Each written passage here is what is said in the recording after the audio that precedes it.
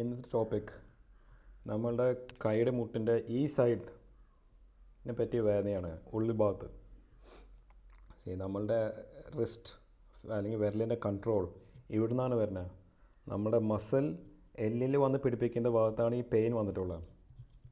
ഇത് golfers elbow എന്ന് പറയും. സാധാരണ ഗോൾഫ് കളിക്കുന്ന ആൾക്കാർക്ക് വരുന്നൊരു ഇഞ്ചുറിയാണ്. ജോലി ചെയ്യുന്നതല്ല പ്രശ്നം, ജോലി ചെയ്യുന്ന രീതി തെറ്റായ കാരണമാണ് ഈ പ്രോബ്ലം. ഇവിടെ പെയിൻ വരാൻ കാരണം ഒന്നുകിൽ ബോഡിക്ക് താങ്ങാൻ പറ്റാത്ത ലെവൽ ലോഡിങ് വന്നിട്ടുണ്ടാവാം. ഫോർ എക്സാമ്പിൾ ഞാൻ പറഞ്ഞ പോലെ ഈ കറി സ്റ്റർ ചെയ്യുക, അല്ലെങ്കിൽ എപ്പോഴും ക്ലച്ച് പിടിക്കുക, അല്ലെങ്കിൽ ഫ്രണ്ട് ബ്രേക്ക് പിടിക്കുക ബൈക്കിൻ്റെ, അല്ലെങ്കിൽ ഒരു ബാഗ് സഞ്ചി വെയിറ്റുള്ള സഞ്ചി പൊക്കാം, അല്ലെങ്കിൽ റിപ്പീറ്റഡ് ആക്ഷൻസ് ഇപ്പോൾ ഈ ഉള്ളി നന്നാക്കുക.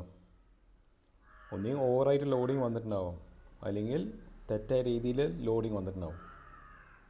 സോ ഇത് മസിലിൻ്റെ പെയിനായ കാരണം മസിൽ എല്ലിൽ വന്ന് പിടിപ്പിക്കുന്ന ഭാഗത്താണ് ഈ പെയിൻ വന്നിട്ടുള്ളത്.